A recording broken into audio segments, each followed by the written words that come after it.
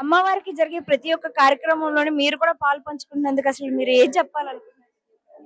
మాకైతే మెయిన్ పుట్టక ముందు నుంచి అమ్మవారు ఇక్కడ చాలా ఏళ్ళ నుంచి వెలిసింది. ఆమెకు ఏది చేసినా గానీ తక్కువనే. కానీ మేము ఆ, పుట్టినా గానీ ఇక్కడ కొబ్బరికాయ కొట్టి బాలేందరం తీసుకోవడం జరుగుతుంది, బొట్టు పెట్టి. మళ్ళీ పెళ్లి అయినాక అమ్మాయి అత్తగారింటికి పంపించేటప్పుడు ఇక్కడ కొబ్బరికాయ కొట్టి పంపిస్తాం. కొబ్బరికాయ కొట్టి అత్తగారింటికి వెళ్తది. ప్రతి ఆడపిల్ల ఈ బస్సుల నుంచి అట్లే వెళ్తది. ప్రతి కోరికలు నెరవేరుతాయి. నాకైతే చాలా కోరికలు నెరవేరినాయి. అమ్మవారికి ఏవి మొక్కుతే అవి అయినాయి నాకు. నా మన్మరాలు మొన్న యుఎస్కి వెళ్ళింది. 2 months లోనే ఆమెకు వీసా రావాలి అని మొక్కినా పెట్టినా 2 months లోనే వచ్చేసింది ఆమె. 23rd దాకా, 3rd కి టికెట్ ఉండే. వాళ్ళ ఆఫీస్ వాళ్ళు, ఆమె PWC లో జాబ్ చేస్తుంది, ఆఫీస్ వాళ్ళు ఒప్పుకోలేదు వాళ్ళ H1 ఇవ్వమంటే. అయితే లేదు నేను పోతా అని చెప్పేసి అడిగి తీసుకుందామే. వాళ్ళకి ఇక చెప్పలేగా, చెప్పకుండా ఆమె అట్లా రెడీ అయిపోయింది. అయిపోయినాక తీసుకున్నది. ఆమె జాబ్ చేసుకుంటేనే ఎగ్జామ్ రాసింది. 2nd దాకా ఎగ్జామ్ రాసింది. 3rd కి ఫ్లైట్ ఎక్కింది ఆమె. నాకు అది నెరవేరింది. మా ఆయన కూడా ఇంత బాగున్నాడంటే ఇదంతా కట్టింది మా ఆయననే. ఆయన ఇప్పటికీ పారాలసిస్ వచ్చింది ఆయనకి. ఎన్నో 2012 నుంచి ఆయనకు డిసీజ్ వస్తున్నాయి. ఆమెనే కాపాడుతుంది, ఆమెనే లేపుతుంది. ఇప్పటికి కూడా ఆయన ఇక్కడ వస్తాడు, ప్రతి పూజలో పాల్గొంటాడు ఆయన. ఇవి ఏమున్నా ఆయనకు చూపిస్తాం కంపల్సరీ. ఆయనకు చూపించి ఆయన ముట్టుకున్నాకనే ఇక్కడ వస్తాయి. అంత బాగుంది అమ్మవారిది కోరిక. ఎవరికైనా నెరవేరుతుంది. నేను అందరికి అదే చెప్తా, ప్రతిదీ మీరు మొక్కి మనకు సంకల్పం గట్టిగా ఉండాలి, ఉంటే తప్పకుండా నెరవేరుతుంది. చాలా మంచి చేస్తుంది. ఒక ఇంట్లో ఆడపిల్లకు పెళ్లి చేసినట్టు అమ్మవారికి మీరు కళ్యాణం జరిపిస్తున్నారు. యాక్చువల్ గా మనల్ని ఎప్పుడు సుఖశాంతులతో సంతోషంగా ఉండేటట్టు చూసుకునే అమ్మకి ఇప్పుడు మీరు కళ్యాణం చేసి అమ్మవారిని సాగనంపడం అనేది జరుగుతుంది. అసలు ఏంటి ఇదంతా చేస్తున్నందుకు మీరు ఏమనుకుంటున్నారు?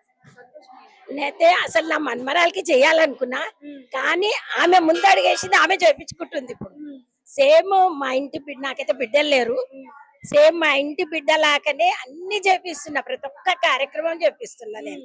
అంటే కళ్యాణం అంటే ప్రతి ఒక్క మన నార్మల్ గా మనం చేసుకునే కళ్యాణంలో ప్రతి ఉండే కార్యక్రమాలు కూడా లైక్ మెహందీ కావచ్చు, అన్ని చేసినాం. ఇవాళ ఈ ప్రోగ్రామ్ ఏదైతే చేస్తున్నామో నిశ్చితార్థం భావించుకొని చీరే, గాజులు మనము ఎంగేజ్మెంట్ కి ఎట్లా తీసుకెళ్తాము ఆ విధంగా తీసుకొస్తున్నాం. అన్ని ప్రతి ఒక్క ఐటమ్ తీసుకొస్తున్నాం.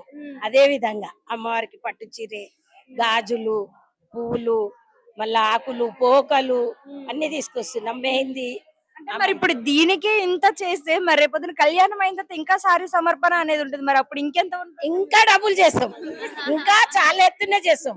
మనది ఏం లేదు, ఆమె చేయించుకుంటుంది. అసలు ఆమెకు ఆ కాలంలో చీకటి రూమ్ లో ఉంటుండే. ఏడాదికి ఒక్క చీరేనే. ఇక పెళ్లిళ్ళు అయితే పెళ్లి పిల్లని చేసేందుకు వస్తే బియ్యం పోయడము, అప్పుడే నైవేద్యము, అప్పుడే చీర, అప్పుడే దీపం ఉంటుండే. అట్లాంటిది అట్లా చిన్నగుండే గుడి. అట్లాంటిది మా ఆయన ముందుకొచ్చి అందరు ఎన్నుకున్నారు మా ఆయనను ప్రెసిడెంట్ గా. మా ఆయన ఇదంతా కట్టిపించిండు. కట్టిపించినాక ఇప్పుడు ఆయన ఆరోగ్యం జర బాగలేదు, ఇంట్లో ఉన్నాడు. ఆడ నుంచి వాళ్ళ కొడుకు అంటే గుడి మెంబర్స్ కూడా అందరు సహకరించారు. మా ఆయనతో పాటు మా ఆయన ఎక్కడ తిరుగుతా అక్కడ వాళ్ళందరూ పోయి. లేదు లేదు లేదు లేదు వంశ పారంపర్యం కాదు. ఆమె ఆజ్ఞ ఎవరితో తెప్పించుకుంటే వాళ్ళే చేస్తారు. ఆమె ఆజ్ఞ మనది కాదు, అందరిది ఇది. అందరు బస్తీ వాసులు అందరు సహకరిస్తున్నారు. అందరు కూడా మా ఆయనంబడి ఉండి సహకరించారు. అన్నిటికీ డబ్బులలో కూడా, సేవ చేసుకోవడంలో కూడా మా ఆయనంబడి సహకరించారు. ఇప్పుడు మా బాబెంబడి కూడా సహకరిస్తున్నారు. మెయిన్ ఈ మధ్యన మహిళా కమిటీ ఏర్పడింది. ఆ మహిళా కమిటీ వాళ్ళు కూడా ఇంత ఉత్సాహంగా చేస్తున్నారంటే అంత ఉత్సాహంగా చేస్తారు. ప్రతి పని, వంటకాలు చేస్తారు, ఎక్కిస్తారు. ఆ అంట్లు తోమడం కాడికేని, ఊకడం కాడికేని అన్ని వాళ్ళే చేస్తారు. ఒక పనులు రావాలి, చెయ్యాలి లేదు, మేమే చేస్తామని చేస్తున్నాం. అంత ఇష్టంగా చేస్తారు. ప్రతి ఒక్కరి కోరిక నెరవేరుతుంది ఈడ మొక్కుతే. ఒక్కసారి మొక్కిరు అనుకో, వాళ్ళు అయినాక అమ్మో మేము ఆడిపోయి నేను ఇది చేస్తాను వచ్చి చేసేస్తారు అందరు. బోనాల పండుగ అయితే మహి బ్రహ్మాండంగా అవుతుంది. అది ఇప్పుడు ఇంకా బాగా చేయించుకుంటుంది ఆమె. నిజంగా ప్రతి ఒక్కటి కూడా మీరు చెప్తుంటే మాకు కూడా ఎంతో నిజంగా చాలా ఆనందంగా ఉంది. నేను ఇప్పుడు ఇది ఇట్లా చేస్తున్నా, నా మన్మరాల పెళ్లికి ఎట్లా చేస్తున్నా కానీ ఇప్పుడైతే అంత బాగా చేస్తున్నా. అంటే అమ్మవారిలో మీ మనవరాలు చూసుకుంటారు అనుకోవచ్చా మేము? అంతే, ఆమె బయట ఉంది కానీ ఆ అమ్మవార్లనే చూసుకుంటున్నా అందరి మా మహిళా కమిటీ వాళ్ళని కూడా ఇంత ఉత్సాహంగా ఉన్నారంటే వీళ్ళందరి లోపల అమ్మవారు ఉంది. ఆ నిజంగా పేరు పేరున ప్రతి ఒక్కరికి కూడా చాలా ధన్యవాదాలు నిజంగా. అందరి మహిళా కమిటీకి ధన్యవాదాలు. మేము ఇక్కడికి కోడలుగా వచ్చినాం, అది రావడం మా అదృష్టం అనుకుంటున్నాం. ఈ ఏరియా కూతురు అయితే ఎక్కడికో వెళ్ళిపోతది, కోడలు అయితే ఇక్కడ పర్మనెంట్ గా ఉంటాము. ఈ వాతావరణం చూసి చాలా అంటే చాలా సంతోషంగా ఉంది మాకైతే.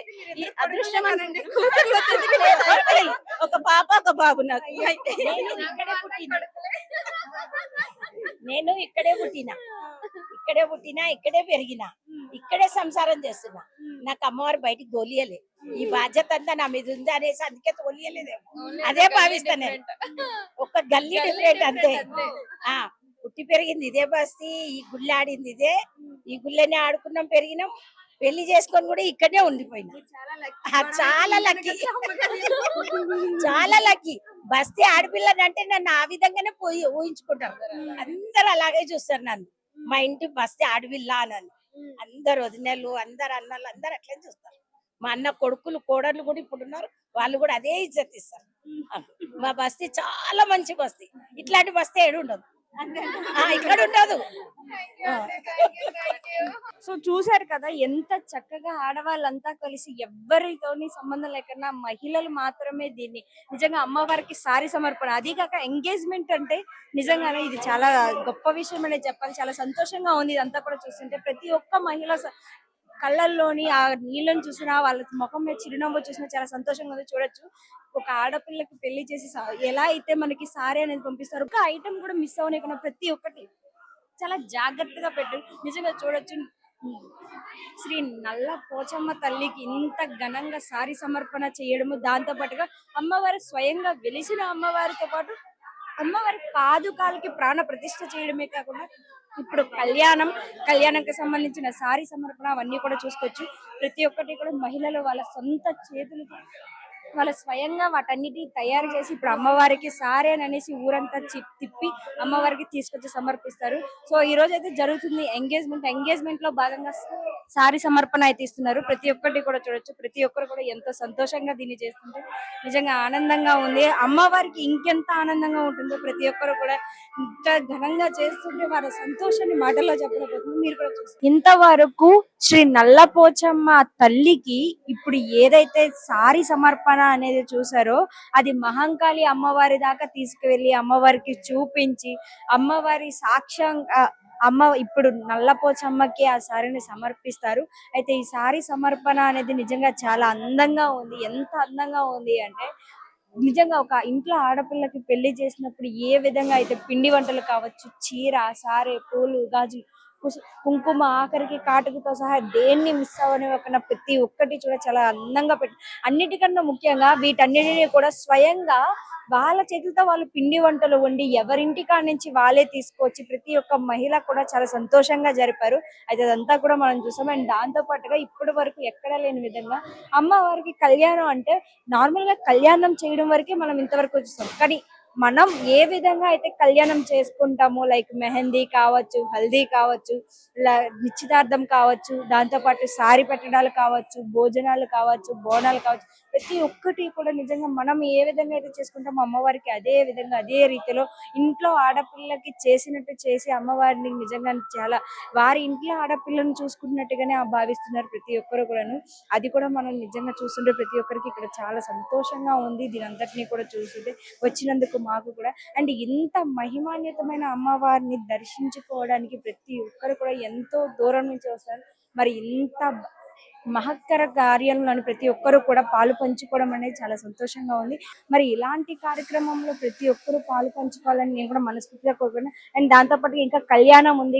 ఈవినింగ్ సాయంత్రం అయితే గనక మనకి ఇక్కడ అమ్మవారికి అభిషేకం ఉంది. అంటే మనకి ఏ విధంగా అయితే పెళ్లికి ముందు మనకి నీళ్లు పోసే కార్యక్రమాలు ఏవైతే ఉంటాయో అదే రకంగా అమ్మవారికి సాయంత్రం అభిషేకం అనేది ఉంటుంది.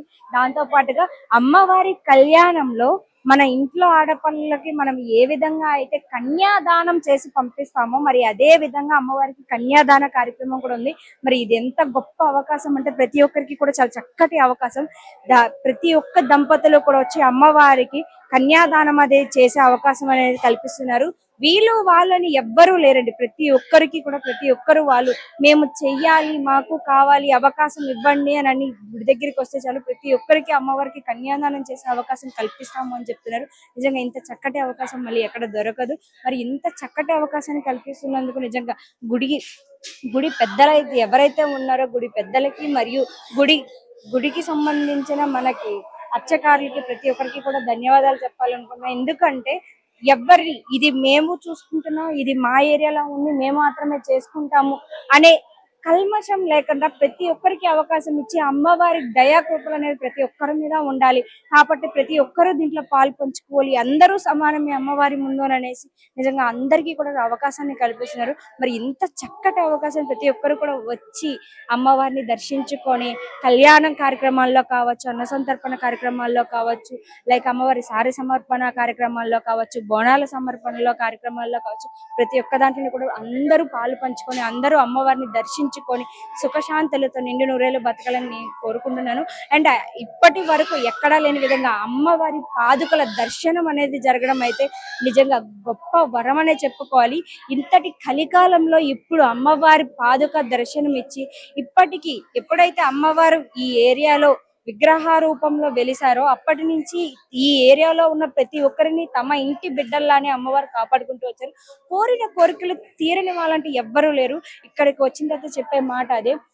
లైక్ పెళ్లి కావాలి అనుకున్న వాళ్ళకి పెళ్లి చెయ్యడం, దాంతో పాటు ఉద్యోగ సమస్యలు కావచ్చు, ఆర్థిక సమస్యలు కావచ్చు, ఆరోగ్య సమస్యలు కావచ్చు, పిల్లల సమస్యలు కావచ్చు, ప్రతి ఒక్క విషయంలోని అమ్మవారికి కోరడమే ఆలస్యం అమ్మవారు తీర్చడానికి నేనున్నా ఉన్నట్టు మనకి ఇక్కడ గ్రామ ప్రజలు చెప్తారు. ప్రతి ఒక్క చిన్న కోరికైనా సరే అమ్మవారిని అడిగితే చాలు అమ్మవారు తీర్చని కోరిక అంటూ ఏది లేదు అని చెప్తున్నారు. మరి ఇంత మహిమాన్విత అమ్మవారు ఇక్కడ వెలవడం అనేది, అది కాక మన హైదరాబాద్ లోని మేకబండ గ్రామంలోని నిజంగా అమ్మవారి గురించి ప్రతి విషయం కూడా చెప్తుంటే అమ్మవారి మహిమ మన చెవులతో వింటుంటే కళ్ళతో చూసినంత అనుభూతి కలుగుతుంది. మరి ఎంత మహిమానిత అమ్మవారిని దర్శించుకోవడానికి ప్రతి ఒక్కరూ రావాలని కోరుకుంటున్నాను.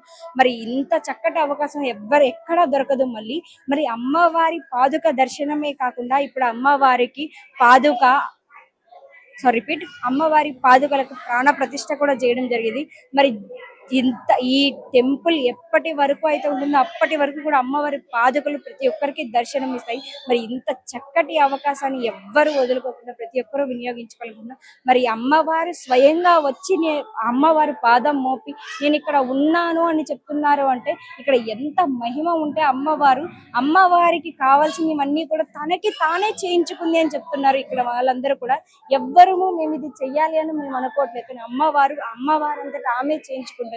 అంటే అమ్మవారికి అది చేయించుకోవాలి అని అనుకుంటే చాలు, మేము అనుకోవాల్సిన అవసరం లేదు, అమ్మవారే చేయించుకుంటారు. మేము అనుకోలేదు కూడా ఇవన్నీ చేయాలని, కానీ ఇంత చక్కటి కార్యక్రమాలన్నీ కూడా వాళ్ళు నిర్వహించడము, అసలు అనుకోకుండా ప్రతి ఒక్క కార్యక్రమము టక అనుకోకుండానే ప్రతి ఒక్కటి చేసుకుంటూ వెళ్తున్నారు. అంటే చెప్పుకోవచ్చు అమ్మవారు ఎంత ఉత్సాహంగా ప్రతి ఒక్క కార్యక్రమము తనే దగ్గరుండి వీళ్ళందరితో చేస్తున్నారో చూసుకోవచ్చు. మరి అంత మహిమాన్ గల అమ్మవారిని ఇప్పుడు మీరు కూడా దర్శించుకున్నారు. మరి అంత చక్కటి అవకాశం అందించినందుకు ఇక్కడ వాళ్ళందరికీ కూడా నిజంగా హృదయపూర్వక ధన్యవాదాలు చెప్పుకోవాలి.